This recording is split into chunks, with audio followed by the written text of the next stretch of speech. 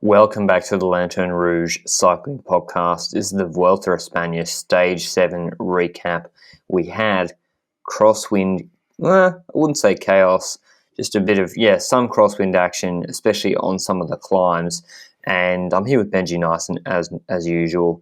Alexander Vlasov was yesterday. Benji's gotten off work for the pod. The European hours, the time change is destroying both of us. But as you know, our Vuelta Espana podcasts are also brought to you by Lacole, our podcast partner. They produce performance cycling apparel. They provide it to Bahrain McLaren in the pro peloton. And Wout Poels on Bahrain McLaren, he had a pretty good stage actually on the stage before the rest day. It kind of went unnoticed in the cold and wet, but he was up there. I think he dropped Roglic actually. And a lot of people have been having jacket issues in the cold. I have yet to see a Bahrain McLaren rider have any issues with their clothing so far. But a lot of other riders are struggling to get their jackets up, not naming any names, both in the Vuelta and the Giro. But if you want to check out Lacole, it's at www.lacole.cc. The link is in the show notes or the YouTube video description. Moving on to the Vuelta Stage 7. Interesting parkour, 160k stage. Rolling climbs, then they do a descent to Orduña, then the first 2 reps of the Puerto de Orduña climb. 8k is at 7.6%, but there's a 14% pinch in there. They do the first climb at 57k's in, then more rolling hills, etc., not perfectly flat by any means, and then they do the second climb with 130k's into the stage, and then afterwards it's about 20k's to the finish from the crest. Not a particularly technical descent off the climb. There was a technical descent off the La Tejera climb in the middle of the stage, but that wasn't a very hard climb. So we didn't know whether there was going to be a breakaway or GC action. I thought maybe Movistar were going to try something with Soler on that climb, but they did try something different. And, well, I guess we got our answer about whether there was going to be a breakaway, Benji, maybe the biggest break this year in any race. Yeah, what a huge breakaway, and it was created in multiple parts as well. We started off with a race that was extremely fast. Breakaways were forming, and the first group that got away never actually got away. We saw that in the peloton. They started pacing. Jumbo was pacing a tiny bit, and Ineos as well, and they caught that first initial breakaway. That initial breakaway didn't have amazing names. I was kind of disappointed with the group that was formed at that point because, my pick for this stage, Aramburu, was not part of it. Now, after a good 32, 34 kilometers, we saw some action that a large group is getting away, including a jumbo rider, Sepp Kuss, which is the same strategy that they applied a few climbing stages ago. I think on the stage that Wellens won, at the start of the stage, we saw that they put Kuss in the breakaway. And now they did the same, forcing Ineos to try and respond. Obviously, there's a big difference compared to that stage that Wellens won, is the fact that Kuss is now on 10 minutes. But Ineos started riding. Ineos started controlling it and not necessarily closing the gap directly down, but they did use quite a few riders on this first attempt to close that down. They kept it on around a minute, but people kept on attacking. We saw another group trying to get away. And all in all, we saw 3 groups in the end that got away. The first one including, as I said, Kuss, Scheinle, Rui Costa, Egg, Storer, Aramburu, Schilling, Ladanu, Kort Nielsen, Godon, Stan de Wolf, Lafay, Péchon, De Bot, Rojas, Terpstra, and Lastra. So from that first group, you see that Kuss is obviously the name that we are thinking would be a very important factor in keeping Ineos at the front of the peloton, keeping them pacing in that peloton. When it comes to potential stage winners in that group, you've got Aramburu, spoken about him, but also Kort Nielsen if it is not that hard of a climb. When it comes to the real climbers, Rui Costa maybe, but the real climbers followed afterwards. The second group had, Nance Peters, stage winner in the Giro and in the Tour de France already. Michael Woods, also in there. Tim Wellens, Guillaume Martin, Carlos Verona, Sicard, Zimmerman. We've got Omar Fraile winning quite a few stages in Grand Tours already. I think it was in the Tour that he won 2 in the past. Arensman once again, Robert Power, Kenny Lisonde, Lopez. I don't know which Lopez that is, honestly. Ivo Oliveira, and then in the third group, Davide Formolo, Nieve, Joegui, Alejandro Valverde, Madrazo, and Cabero. Now, Valverde before this race was a good 3 minutes ahead of the peloton. During all of this, we also saw that Bennett was moving up in one of these groups, moving towards the first group as well. So, all in all, a large breakaway. 2 riders from Jumbo, that's Gus and Bennett. Valverde, that is dangerous for GC. Woods, that wants to get a stage win. Gilmartin, that's been trying to get stage wins all over in this Vuelta. Wellens trying to get some points for the KOM. So, a breakaway with many goals, but one goal is simple. They want to try and stay ahead. And the longest they stay ahead, the better that is for Kaz and Bennett and Jumbo as a whole, because then Ineos is going to have to keep them at 1 minute, 2 minute, as long as possible. Now, I want to throw a question to you. You've got the Ineos team. You're the DS of Ineos right now. Congratulations on your demotion. Now, we've got Kaz and Bennett in the breakaway. Kaz being on 10 minutes, Bennett being on 3 minutes, 20 or 40. Valverde being on 3 minutes. Do you chase the breakaway like Ineos did today? I would chase, but not as hard as they chased today. I would have let them have 3 to 5 minutes if they really wanted to. I wouldn't have let it get out to something ridiculous, obviously, but I'm not. If I'm Ineos, I'm not concerned about Valverde, Bennett, or Kuss. I think all of those riders are going to have a bad day and lose or progressively lose time on certain stages. And I think Jumbo-Visma, to win the Vuelta with Roglic, are going to need to expend Kuss as sort of a domestique. So, and in that way, he will lose time. So I think they paced a little bit too hard today, but then again, I didn't see them going overboard either. They just progressively burn out all their riders, including Amador at the end, and even he sort of stopped pacing eventually. So yeah, do you think do you think Kuss is still a real threat? I don't think so. I don't think he's shown that he can really gain back all that time and then not lose more on any particular day across the next 2 weeks. If you would have a Grand Tour with stages that have multiple mountains following each other, like the ones that the Tour de France had in the past, the one that was planned on stage 6, 3 mountains, 140 kilometers max, maybe less even, then I would say perhaps if he gets in the breakaway on the first climb and just massacres it, but then Ineos would be pacing right at the start already to try and catch him, because that would be a dangerous point. On that kind of stage, it would be dangerous, but on this one, I wouldn't see the danger really, but I also wouldn't let the gap go up to like 6 minutes. So I'd keep it at around 4 or 5. But the issue is, when do you progressively let it go down to 4 minutes instead of keeping it at 3, or do you just stop for 10 minutes and then it's 4 minutes or 5 minutes? Well, if you stop for 10 minutes, it's probably going to be 9 minutes, but okay. Just in general, I think that we are maybe not really considering that 1 minute is not going to make the biggest difference here in comparison with the chasing that they do. Because if it's 1 minute extra for the breakaway, that minute is going to be gained by the breakaway quickly, and they're going to have to ride the same pace that they did all stage. So I think that is really the point I'm trying to make, if that comes across in any way. But and what's the harm in just burning Cam Worth? Like, he's going to be used anyway. Does it really make a difference, Cam Worth riding for a little bit longer or having 1 minute off or not? And they use Froome as a flat land domestique today as well. So I don't really... Sosa, the one thing I want to talk about though, Benji, Sosa, do you know what happened with him? He just disappeared at the base of the second climb for Ineos. Well, and I've always thought he's not looking great. He's not living up to maybe the hype, and certainly wasn't able to help Carapaz in any way today. I think we saw once again that he has a bit of an issue with any situation that is not climbing. He was gone at the moment that Ineos was pulling echelons. And that is an issue for Sosa. Yeah, that is where he disappeared from the front of the race. Even before the climb? Yep. Just after the descent part, he was gone.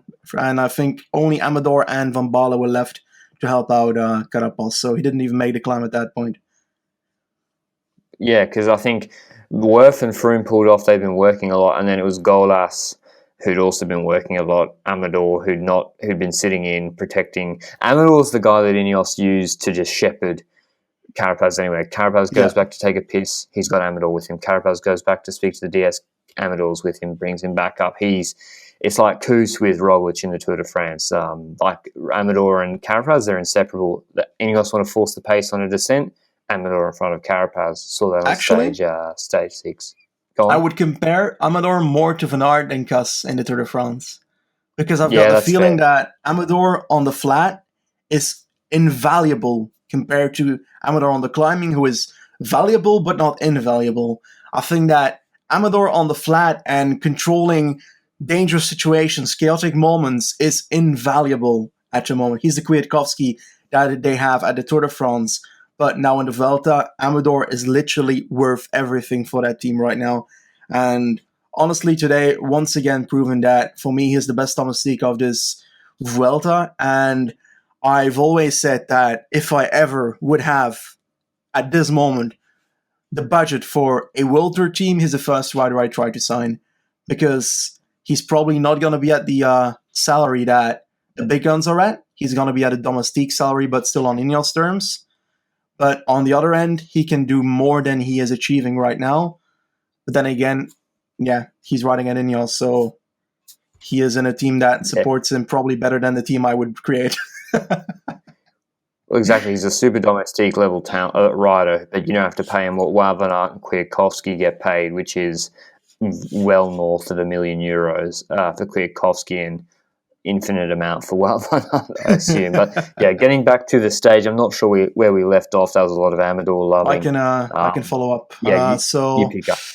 after the before the first, somewhere mid in the stage, I don't know where it was to be honest, but there was a crash from a rider from Bora. It looked pretty bad to be honest. At the side of the road, he was in the middle of a cut-off cornfield basically, with his bike like 15 meters further. I have not seen any notes by Bora, so we'll be checking out the social media channels in the near future to hope that everything's all right with Jay McCarthy. It was a bit of a difficult moment to notice who it was, because if you had a camera view from the back of the peloton, it looked exactly like the camera view of the back of the breakaway, because both groups are huge.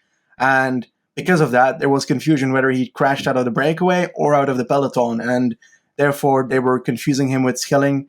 And eventually, it was turning out to be McCarthy. But he's out of La Vuelta, that is for sure. Let's hope he's pretty okay.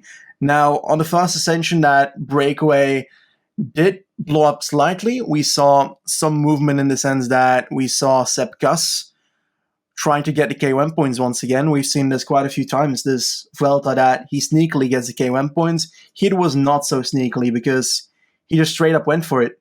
He straight up went for it, and he clearly has some kind of goal with this KOM jersey. I'm not sure what the goal is. I don't understand it, because I think that with all the stuff he has to do for Roglic in the coming days, I don't think he will be able to get that and also 100% focus on Roglic. So I'm not sure if that's really the best strategy for Sepp Kuss right now, but I'll move into that a bit more later, because I've got some other questions surrounding the Jumbo strategy today, if it was worth it or anything. But first of all, let's continue on with the breakaway.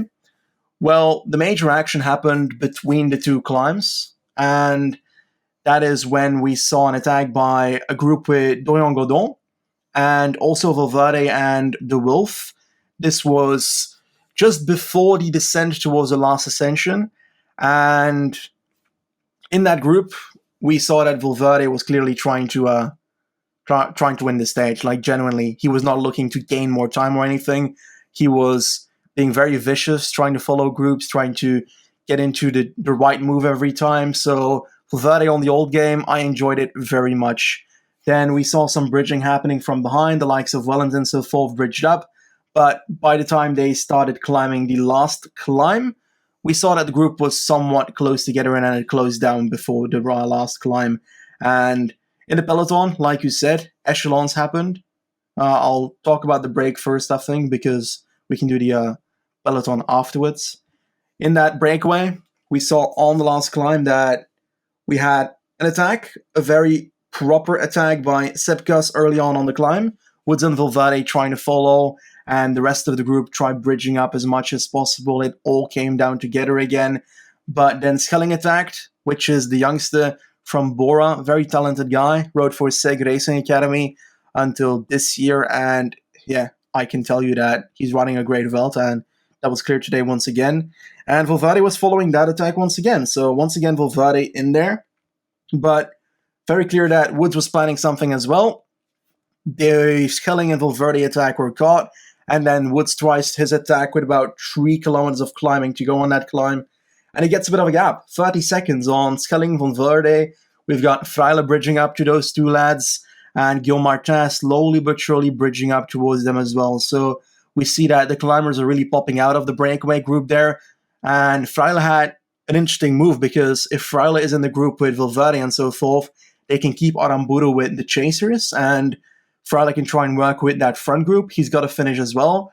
And if that doesn't work out at the front, then they'd still have an Aramburu at the back. So despite us commenting on Astana tactics in the past, everybody that watches cycling, I think, has seen some questionable tactics from that team and some other teams like Movistar in 2019. But today I feel like Astana was doing pretty nicely on that level. Who do you think that on the climb itself would win the stage eventually? Because we saw a big counterattack by Valverde trying to close down Woods. Did you think that Valverde had it in him? Yeah, I thought so. I think he looked a lot different today. I actually thought Freile was the guy who was going to win the stage, just because the way he snapped onto Valverde's wheel was so violent, the way he attacked and then almost like braked into that steep section on Valverde's wheel. The change of pace was insane. So I thought he was going to win the stage. He seemed to have more pop than the other riders. I think Valverde still looked better today, but still missing something. And it didn't really work. He definitely missed not having someone like Rojas and Erviti with him in that breakaway, someone to really control things. I think when you look at how it eventually panned out, Valverde had the strongest kick out of all those guys, particularly given how much he eventually worked. But they all got away on that climb, and it was George Bennett, I think, lost the wheel of Woods for Education First at some point. He did what mastered on the first stage with Roglic. He sort of made as if to close down Woods, and then pulled out really quickly. And Koos went to close it down, and he's like, "Oh, well, Bennett's closing it down," and then Bennett just lets it go. And whilst Woods is attacking, and Woods got away, so Jumbo-Visma made it hard for themselves there, for starters, and they continued making life hard for themselves. I thought it was very unusual from Jumbo-Visma today. But yeah, going over the top of that climb, Benji, was it? Yeah, Peters, Woods, Freile, and Guillaume Martin, who's been very active in this Vuelta, and obviously Balabalin, Alejandro Valverde. Woods actually had a gap on them, but I thought, well, he's not a very good descender. Even on a non-technical descent, they're going to catch up to him. 18 Ks is a long way to TT away on your own. And that was telling for the GC action, which we'll get to in a second. It's a long way, sort of a pretty flat run into the finish, 18 Ks, if you don't have a monster team with you. If you're a GC guy trying to get a big gap, well, you need a big gap to really make that worthwhile. But yeah, they caught up to Woods and pretty much attacked each other for like 15 kilometers. Maybe they worked with each other for 4 Ks or on the descent and then they caught Woods. Then Woods refused to work. There's still that really large group behind them, Benji, with, was it 3 teams with multiple teammates? Bennett and Koos, so Jumbo-Visma, 2 Sunweb, Arensman and was it Power or Storer, and also Costa and Formolo. Was there any other teams as well that had multiple teammates? It was a large group chasing them. Honestly, not sure if I had anyone else in there with multiple riders. I know that Sunweb indeed had 2 riders in there with Arensman and Power, but I didn't expect them to close it down, nor did I think either of them had the punch to finish it off afterwards. And this is what I wonder. Now, we've got Bennett and Kaz riding in that chasing group, but I believe that in that chasing group, why would Jumbo pace at that point? They've got Kaz and Bennett. We've got them being behind from the climb section. If they get to Valverde and so forth, they're going to be swamped by Aramburu, who's sitting at the back of the group and not doing anything because Freile is up front. So I don't get why Jumbo paced so much in the end, because they are using valuable energy that could be spent on their GC leader in the future days. And this is what I don't get about half of the strategy of Jumbo today. They put someone in the breakaway, extremely clever, to try and make sure Ineos gets rid of their domestique slowly but surely to try and control the gap. And definitely if the break is so big, that plays in their advantage. But towards the last half of this race, they bottle it themselves by having two of their best domestiques, if not their best domestiques, at this Vuelta, riding it for a stage win that they have such a limited chance to win that it's not even worth it. I didn't get it. I genuinely didn't. And I think that it's stuff like this is going to cost them in the long run. Because yesterday they got shattered trying to get Roglic back to the group, every single one of their domestiques. Today, Kuss and Bennett get shattered in the breakaway because they're trying to win a stage that is almost impossible for them to win at that point. If this continues, they're going to be done with domestiques by the time they reach Angliru and such. So, yeah. Do you have a different view on that, or am I like bashing them too hard right now?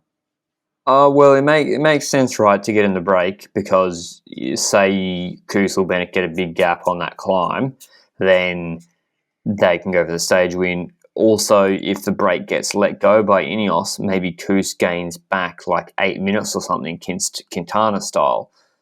But once they crest that second climb, they've only got like a minute on the peloton, which is pacing hard with Amador. So they're not going to gain much time, if at all, with Kuss.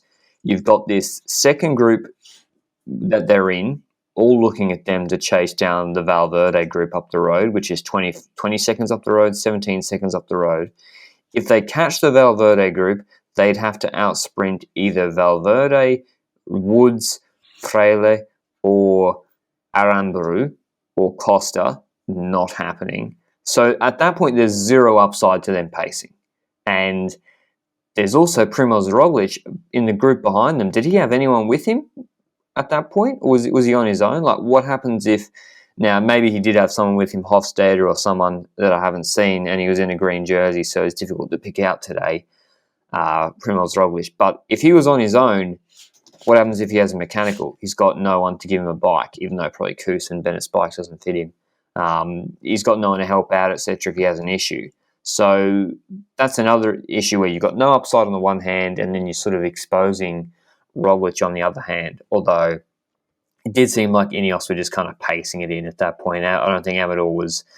It certainly wasn't panic stations either in that group. But getting back to the break, it was just attack after attack after attack between the group of five: Martin, Woods, Freile, Valverde, and Peters. I could not believe that they did not get brought back by that Jumbo-Visma-led group chasing behind, given that there were multiple teams with multiple teammates. Just couldn't believe that because they were attacking each other as well. George Bennett would get to the front and just kind of surge. It was weird what Jumbo-Visma were doing. Like, they kind of messed up that chase as well, or maybe just everyone was refusing to work with them, which I don't really think was the case. I think Sunweb were happy to work. I think UAE were happy to roll through too. But then, the gap went out to about 24 seconds with 5Ks to go or so, 4Ks to go. It became apparent that they're not going to close that. It went out to 24 seconds. They're not going to close that down. Valverde attacked off a roller. There was a dipper, and you could see he got into the drops, laid off a bit, built up some speed, attacked really hard. And I think he would have gone clear. Woods couldn't close it down. And then Nance Peters was the man who eventually he put in a big, big dig, sacrificing his own efforts to close it down. Guillaume Martin and Peters worked so much they had zero chance of winning. Not only because they're probably not as punchy as the other guys, but also they worked so much. And then there was I think there was another move from Freile, and then Woods closed that down, and then eventually it got missed by the cameras because the cameras, when the GC guys were pacing hard, they'd show the breakaway doing nothing, and then when the break was on, they'd show the peloton, and they were showing the peloton, and it was clear that Mike Woods attacked in like the last 1,500 metres or just under. Really hard attack. He'd been sitting on, refusing to work with the group for quite a lot of it, and just sort of marking attacks, and no one could get to his wheel. He got a good gap. He was gone. Freile jumped out of the group trying to close it down, but really he got to within about 150 metres of him, but he was done at that point. And Valverde wound it back a little bit, but Woods went clear, won the stage with a last sort of kilometre attack getting in the break, pretty good ride from Woods actually. Quite a smart. He out Valverde today, and won the stage. One of his biggest professional wins. I'm not sure he's won only. He's a big name, Mike Woods, but he's only won, I think, 6 professional races. Obviously, coming to the sport late. He's 34 years old. I thought he was like 28. Anyway, he's now won 2 stages of the Vuelta. He won one in 2018, won Milano Torino last year. But yeah, probably his second biggest win of his career. I'm not sure with the 2018 stage win. I think beating Valverde in a break in a stage like this is pretty nice. Although the one in 2018 was pretty nice as well, ahead of Turns and De La Cruz, etc. I reckon this one might be up there with him because he sort of outfoxed the guys he was in the breakaway, maybe inadvertently. Maybe he got a bit of help from Nance Peters as well. But yeah, what do you make of Mike Woods, Benji? What did you think of this breakaway? Do you think Valverde? I think Valverde actually looked pretty good today. Yeah, I agree. Valverde looked good and looked strong, but it's also in a race that is different than the ones he's gonna need to be good in for GC. So this showing of Valverde doesn't mean that he's suddenly gonna pop up at the top of the GC yet. But he's moving up. He moved up a solid minute today. That brings him closer and into the top 10. He's now above George Bennett, who also was in that second group, who also moves into the top 10. So 2 people from teams that are already in the top 10, so they could play them out and try and get benefits out of that, because Bennett is the second best rider from Jumbo in GC right now, and he's going to be the one that they will need to use if they want to try something different, unless they want to give it all for Roglic right now, which on paper would probably be the best bet at this point, with everybody being totally slaughtered in their team. Like Dumoulin, once again, one of the earlier ones to drop in that group. I think at least 40 people were left, and Dumoulin was dropping on that second climb, while Froome actually did some work for their squad. Then again, Dumoulin didn't have the option to work for the team today, so for me it's hard to really compare those facts right now. We need to have a situation where Dumoulin is able to work to see whether he wants to pull up the domestique mantle and help out Roglic. But Froome, How could he help believe he's worth Roglic? it. I don't know. There's going to be stages where he might be able to help him. Like, you can't tell me Doing that what? there is no stage where He can't Roglic ride. wants to do anything. He can ride Yeah, I at the know front. Roglic wants He to can do be Hofstede something. 2.0. I don't know. He can at least do I don't something. know. Now he's doing nothing. He looks terrible. I don't think he's capable of doing anything. I'm certain there's good scenarios they could use him for, but like tomorrow's stage, for example, like if Dumoulin was in really, really good form, we'll get to that in a sec. Let's clear up what happened in the GC group. GC group promised a lot. There was sort of crosswinds going to the base of the second climb, like really strong crosswinds too. Ineos, I thought, were on the verge of trying to split it, but they didn't go full. Maybe they were worried about putting Sosa or Carapaz under too much pressure, although Carapaz is generally pretty good in them. They didn't really maybe have the engines to do it, no Kwiatkowski, etc. They go into the second climb and they just pace it with Dylan van Baarle. So it didn't blow up as we hoped, and no one attacked. And I think the reason no one attacked is because it's not actually that long a climb, 8Ks. The biggest gap you're going to get is like 10 seconds. There's a long drag descent afterwards where you're going to get mown down by people being able to draft in a bigger group. That's what happened to Woods. And 15Ks to the finish on your own where there's no bonus seconds because there's a break up the road.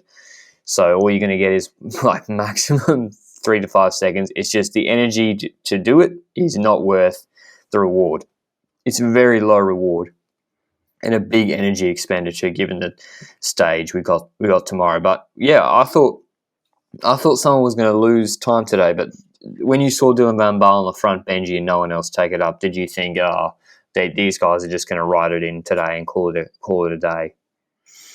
I don't know what I saw on that second ascension was that they had like 3 riders then Ineos at the start of that second ascension, and when that happened, I expected a bit more than what they did. But on the other end, we've got a climb with headwind behind it at a certain point, 5 kilometers of headwind or so. So anything they do on the climb will be neglected in that headwind section, and they will be caught afterwards. So in the end, it wasn't really worth it to try anything, but I hope for a bit of Carapaz action, because Carapaz, he's showing madness in this Vuelta, in the sense of aggressiveness in the race, and I'm really adoring it. Genuinely, I think that he's one of my favorite GC riders in this Vuelta at the moment because of that, and he's also probably my favorite to win tomorrow's stage. But as you said, we'll dive into that in a second here. So no GC movement from the main guys, just Valverde, Bennett moving up. They all rode it in, and for some reason sprinted for the line, even though there were no bonus seconds on offer. Good stage win for Mike Woods over Frail and Valverde in second and third. Volters, I think, said congrats to Woods on Twitter. Didn't tag him, though. And obviously there was a bit of drama because when Woods was at the World Champs representing Canada, EF pretended like he didn't exist because he's going to Israel Startup Nation next year. So I wonder if that was an intentional lack of tagging of Rusty Woods. Maybe he's blocked and he can't tag him. I'm not sure. Thought maybe there's something there. Stage 8 tomorrow from Logroño to Alto de Moncalvillo, 164 Ks. It's rolly terrain. There's probably quite a lot of accumulated climbing in the first 100 kilometres. Then they hit a category 2, not very difficult. Puerto de la Raza, 10 Ks, 5.3%. That shouldn't worry them too much, although it probably is a little bit steeper than the average gradient suggests. I can see a few ramps in there. Yeah, so there's an 8% section in there, 8% K, and then the last K is 8% too. Then the descent, valley, and then they do a pretty decent climb, actually, the Moncalvillo climb. 11.3 Ks at 8%. It's steep. The first 5Ks, or the first 4Ks are not steep, average about 3%. And then the climb proper is really 6Ks long, and averages, at a guess, 9 to 9.5%. There's an 11% average kilometre. The 9th kilometre, that's pretty brutal. And then it flattens out in the last maybe 250 metres. By flatten out, I mean 5 to 6%. So there's going to be GC action tomorrow. I don't know what the weather forecast is, but even if it's good weather, there's going to be GC movement. People are going to get dropped. And yeah, I don't know who I have for the stage. I'll let you. Do you think Koos and Bennett are going to be cooked, Benji? I don't know. It's the end of a very condensed season. Now that I think about it and look at this finale, it does make, what you say, Benji, about them using them in the way they did today, it doesn't really make sense. Yeah, I don't get it. I still don't get it, and I think I'm going to have to think about it quite a bit to figure out if there was a serious plan behind it, but I think that they used Bennett and Gus very ineffectively and just a bit of a waste towards the second half of this whole stage. I would even say just at the top of that second climb, that's where they should have changed tactics, because it wasn't going to work out. Now, nonetheless, for this stage today, tomorrow actually, this next mountain stage, I think that Carapaz is going to win. And I'm saying that in both situations, if there is any rain, if there is any chaos with echelons, anything, Ineos is the best team to position themselves at the front. And if that doesn't happen, Carapaz seems to be one of the stronger people in that group. Additionally, the last kilometer of that climb is 7.5%, nothing like 10, 11. Otherwise, I would have pointed towards a Dan Martin or something. So I believe that Carapaz is just at that level to try and finish this one off. Perhaps Roglic can come back. Yesterday, he lost 30 seconds, but looking back at the whole stage, it could have been twice as much, or just much more, if the team didn't all put each other together and brought Roglic back. But on the other end, he shouldn't have gotten behind in the first place, but we can talk about that for ages. Let's not beat a dead horse here. We'll talk about that on the post-Vuelta recap, if it had an influence or not. But all in all, I think that Carapaz is going to win for me today. Well, tomorrow. I keep on saying today for some reason. It's clearly the stage tomorrow. But additionally, we're actually going to start with very breaking news right now.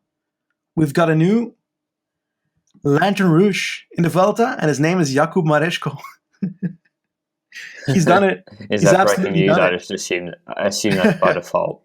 Well, actually, he wasn't the worst climber today, because Moschetti was riding 40 minutes behind everybody at a certain point and was out of time limit. Oh, really? Jesus.